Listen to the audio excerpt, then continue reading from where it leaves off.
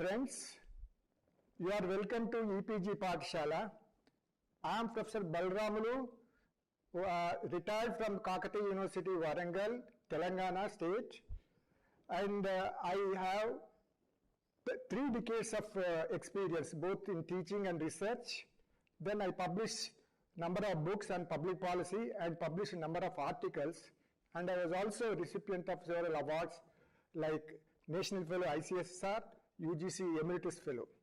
Now today we'll discuss about the globalization and public policy.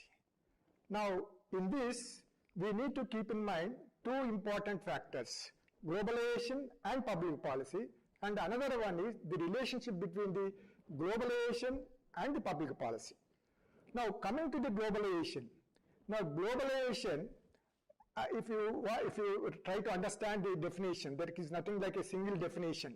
But if you wanted to understand the globalization process, it's a process of an economic activity that is being operated not only in one country but in several other countries. And if you trace out the history of the globalization in our own country, now it started from East India Company.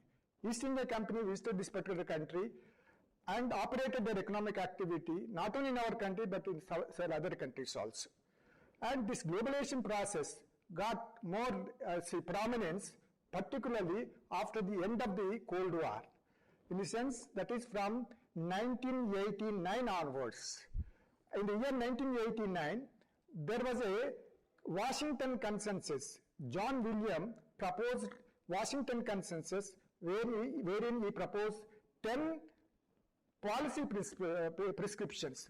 Now 10 policy prescriptions, it's not only meant for a particular country but entire world. But as student of public policy, we need to keep in mind that this policy, these 10 policies are not really suitable to all other countries because the countries vary from in its economic conditions, social conditions and political conditions. So therefore globalization is basically an economic activity in not only one country but several other countries. The second issue that we need to keep in mind is the public policy. What is public policy? Public policy, according to David Easton, it says that it is the authoritative allocation of values and resources for the entire country, for the whole society.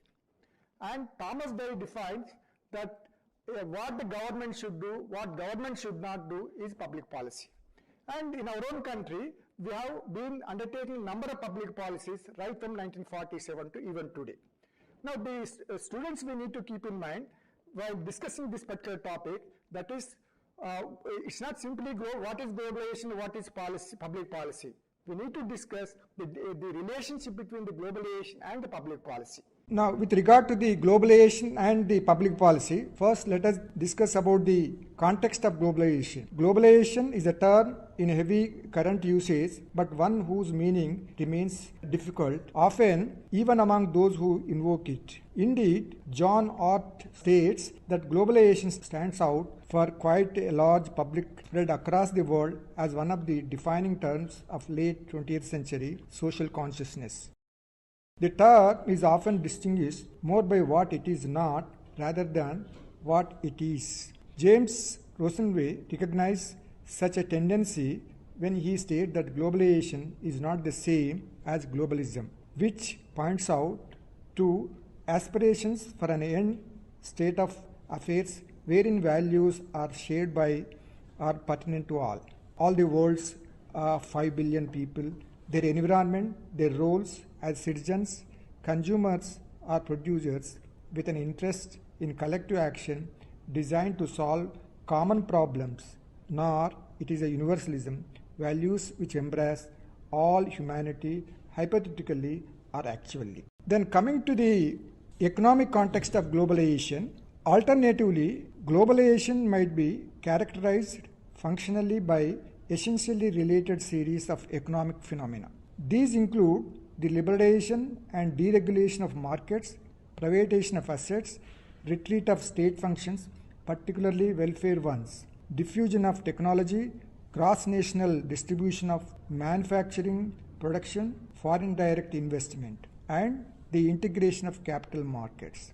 In its narrowest formulation, The term refers to the worldwide spread of sales, production, facilities, and manufacturing process, all of which reconstitute the internal national division of labor. Many analysts suggest that we have witnessed prior periods of globalization, or that this is a culmination of an extended process. Critically, however, many of these people are economists whose discussion is particularly narrow in its application. Often, globalization is condensed into a discussion of whether national income, as measured largely in terms of growth, is converging or diverging. Relatively, considerations of the appropriateness of one or another indicator as a measure of convergence ends up taking precedence over the broader consideration. J.G. William, noted Harvard economist and then president of the Economic History Association, also argued in his presidential address that globalization leads to convergence and has done in prior historical periods.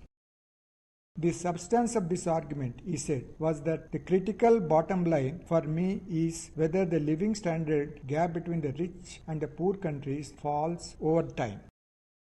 Convergence implies an erosion of this gap, at least in the percentage terms. The spirit of this kind of response is reflected in the approach adopted by others, such as R.J. Barry Jones, who suggests that globalization may simply be an intensification of the process of international interdependence, a function of growth of competition in an international free trade system intensified by the diffusion of technology. It is therefore a function of increase in the density and complexity of international interactions. Jones characterizes globalization as a complex, layered, interconnected, and uneven. It is reflected in a quantitative growth in the volume and internationalization of finance, production, and economic transitions. The intensification of these processes has a qualitative change in the pattern of constraints and opportunities facing actors, particularly states. There is also another approach, particularly the American approach. Globalization represents the universalizing American values based on a normative, indeed a moral foundation. In modernization literature, the convergence is towards liberal democracy and modernity defined as industrialized economic development, one that involves characteristics feature of limited state apparatus. But its specific form of liberal democracy. It is John Locke's and not Jean Rousseau's variant, and it is comparably a particular form of economic development. What Movalana may be correct in suggesting that globalization has brought more surface homogenization than the fundamental change. He still concedes that it offers the prospects of American culture, which he describes as entertainment, fashion, and the American way of life, in some commercial secularism. Now, it is strange that Marxist analysis concurs mostly with the views expressed above. This comes in two variations, both stressing on the distributive economic effects of the increasingly unfettered capitalism unleashed by globalization, rather than its democratizing and productive economic influences.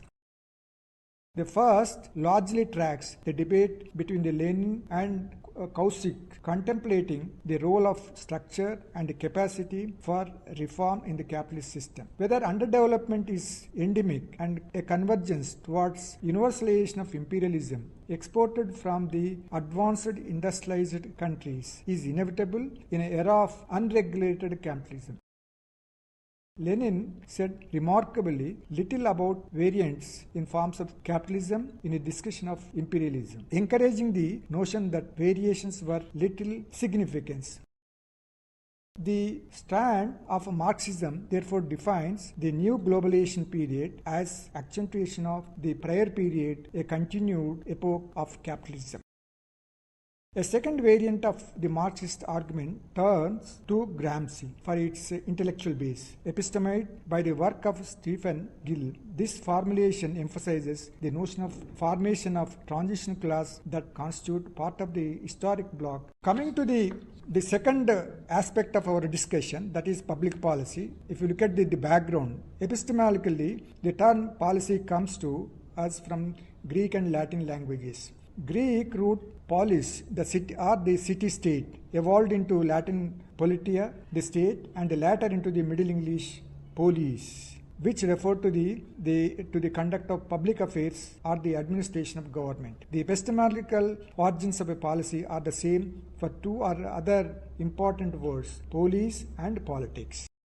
The essence of public administration is policy making. Policies are vital for planning a course of action. They supply necessary guidelines which help in planning, implementing, and realizing the desired objectives and in keeping the activities of the objective within the prescribed framework of action. Policies thus give meaning and form the object. Although the public policy has been a major concern of social scientists and the general public for a long time, there is a considerable disagreement over what public policy is and what it is not. There are two standard definitions of public policy, one broader and the other one is narrower. Narrower definition of public policy focuses on the direct impact of specific governmental decision. The more comprehensive definition includes the governmental and non-governmental factors influencing those decisions. The term policy is a course of action adopted and pursued by government, party, etc. Any course of action adopted and pursued as advantageous. David Easton defines policy as outputs of the political system and the public policy as the authoritative allocation of values for the whole society. Anderson suggests that policy be regarded as a relative stable purposive course of action followed by an actor or set of actors in dealing with the problem or matter of concern. For Parson, a policy is an attempt to define and structure a rational basis for action or inaction. Public policies are the policies adopted and implemented by government bodies and officials. Public policies are formulated by what Easton calls the authorities in a political system. Many elders, paramount, chiefs, executives, legislatures, judges, administrators, councillors, monarchs, and the like. According to him, these are the persons who engage in the daily affairs of a political system and are recognized by most members of the system as having responsibility for these matters and take actions that are accepted as binding most of the time by the most of the members so long as they act within the limits of their role. For Dye, public policy is what government chooses to do or not to do. Policies may take various forms such as legislation, executive orders, or other official acts. A policy may be general or specific, broad or narrow, public or private, simple or complex, qualitative or quantitative, discretionary or detailed, explicit and implicit. From the viewpoint of public policies, governmental activities can be classified into two categories, such as those based on definite or specific policies and those based on general, vague and inconsistent policies. Important public policies are often made more explicit, particularly where the issue of a law, a regulation, or a plan and the like is involved. The Supreme Court of India may, through its decisions, give new interpretations to some of the articles of the Constitution, which may amount to a new policy. Further, policies are often too vague, or too general and are not always consistent with each other. In a turbulent environment, government departments often have to take immediate action without reference to any specific policy. Public policies are mostly adopted formally by the government authorities. A public policy may also be narrow, covering specific activity, or it may spread to a wider range of apply to all the people in the country. Each level of government may have its specific or general policies. Then there are mega policies. There are general guidelines to be followed by all specific policies. They are kind of master policies according to DRAR. According to DRAR, mega policies involve determination of the postures, assumptions, and the main guideline to be followed by specific policies. They are kind of master policy, clearly distinct from detailed discrete policies. Though these two pure types of policies are on a continuum with many in-between cases. Now, coming to the interaction between the globalization and the public policy, and more particularly about the globalization and its impact on the public policy. The present process of globalization is moving well beyond the economic fortunes. It is seeking to make inroads into the critical areas of environment, governance, politics, and labor. In a way, this will integrate the diverse political and social system all over the world. In this world, the developing countries, including India, increasingly are to respond to the needs and changes of the emerging world scenario as well as development pattern of developed nations. It is the result of innovations in science and technology and the subsequent social formation.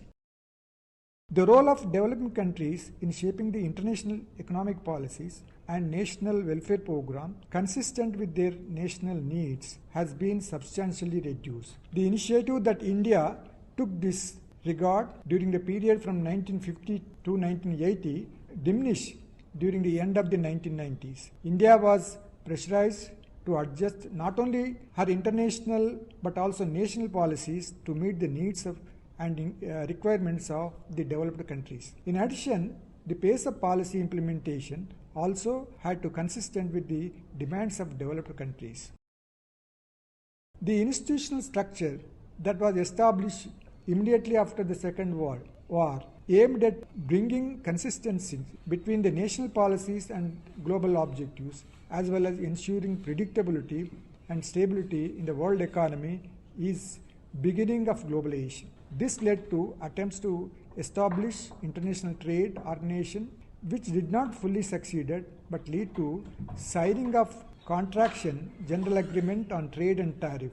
This agreement was succeeded by the World Trade Organization. It may be mentioned that GATT, WTO, International Monetary Fund, and the World Bank are also established with the purpose of reshaping international economic order in favor of the advanced countries. While the developed countries found the International Monetary Fund unsuitable to meet their needs, the developing countries, including India, become increasingly dependent on it. The conditionalities prescribed by the IMF increasingly determined the foreign economic relations of borrowing countries. As a result, these developing and transitional economies unilaterally liberalized their economies and created expanded market. This increased the number of countries integrated into the globalized world. The World Bank, though it failed to achieve reconstruction objectives for war of devastated economies, has played a significant role in the welfare policies of developing countries. These two institutions have not only influenced the economic and welfare policies of developing countries, but have also embarked upon making inroads into such critical areas of governance in the name of increasing efficiency and eliminating corruption. Further, the above institutions have often acted as an instrument of US foreign economic policy. After the emergence of WTO, these three institutions, namely IBRD, IMF, and WTO, coordinate the international policies of developing countries to meet the needs of globalization. They can influence the domestic policies of the developing countries, including India. The founders of WTO had emphasized that it would coordinate its activities in close collaboration with IMF and IBRD. In pursuit of this objective, the WTO signed a memorandum of understanding with these two institutions. It is expected that these three institutions will establish a policy regime to meet the demands of globalization in the coming decades.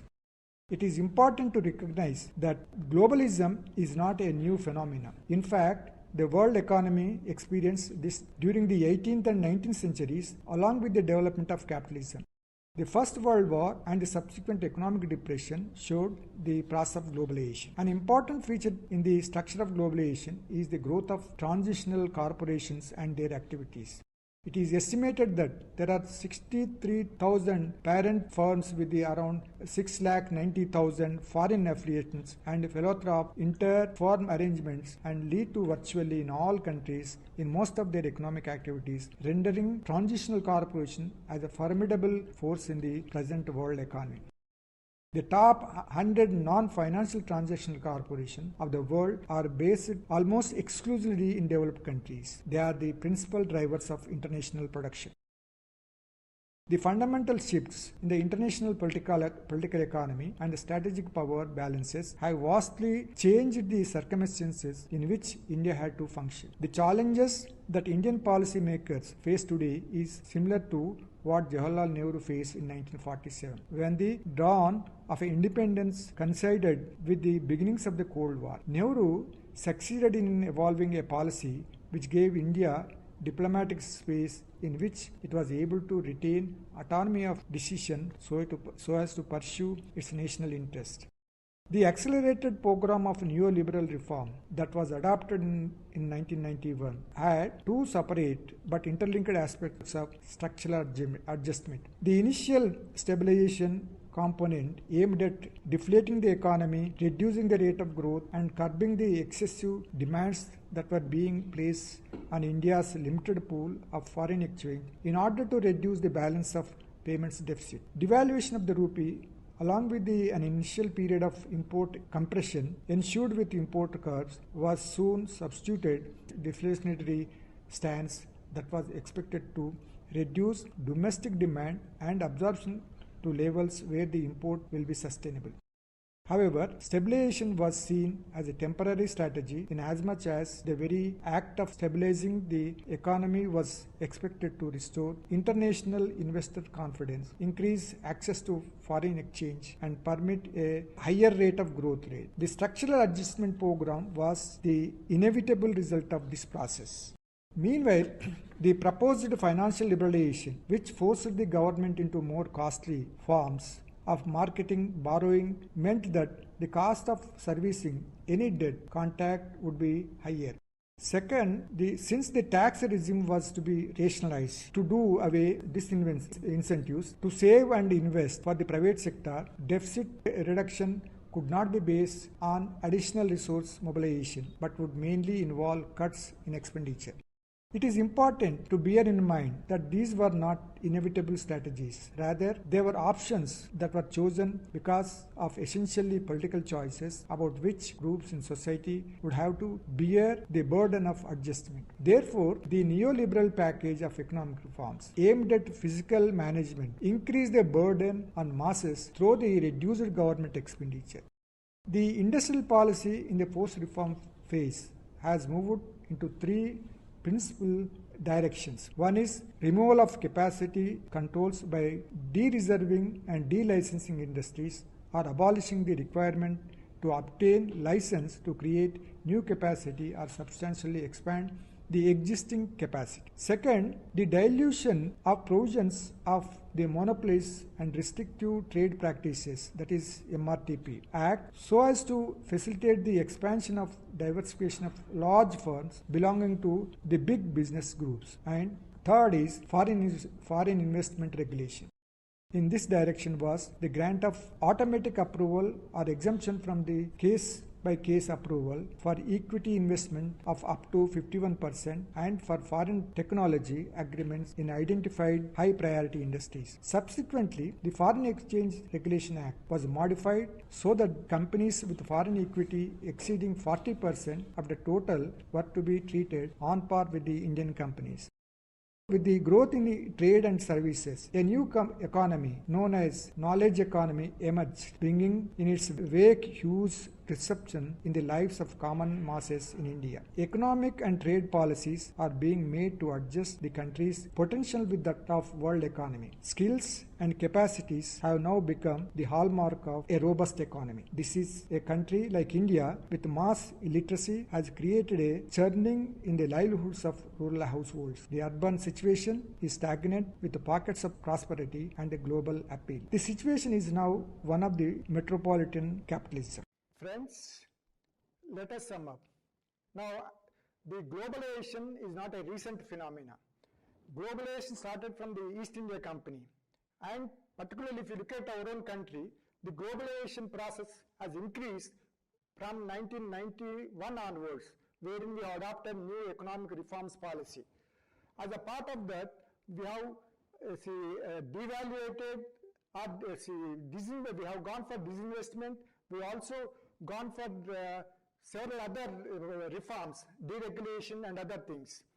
Now, because of the globalization, now sometimes we have to follow the national or global goals and keep the national goals in accordance with the global goals. For instance, Sustainable Development Goals, which are formulated by the UNDP, United Nations Development Fund, and they have formulated about 17 goals.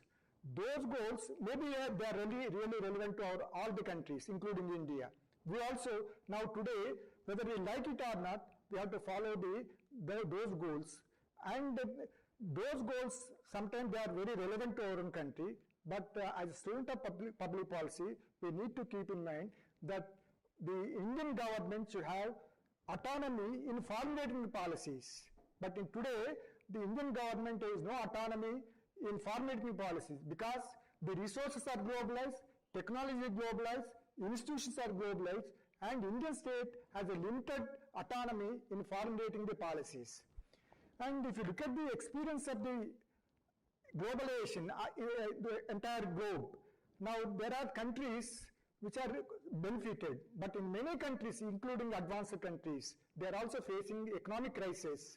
For example, from 2008 onwards, several European countries, up to in 2011 and other years in the USA. Now, there are several problems, particularly the economic sector. So therefore, globalization will not be panacea. It's not the universal principle, or it will not give the universal policy for addressing the policy problems of our own people. So what we need to keep in mind is, at the end, that is, we need globalized information, globalized assistance, but those information assistance we need to incorporate in our own policies, and that is the reason the economists or social scientists, they are calling for a new strategy, that is not the globalization but glocalization. Here, glocalization, I mean both global and local needs. We have to combine both the global issues and the local issues. Then only we have to formulate the policy. Then only public policies will be really effective. Thank you very much.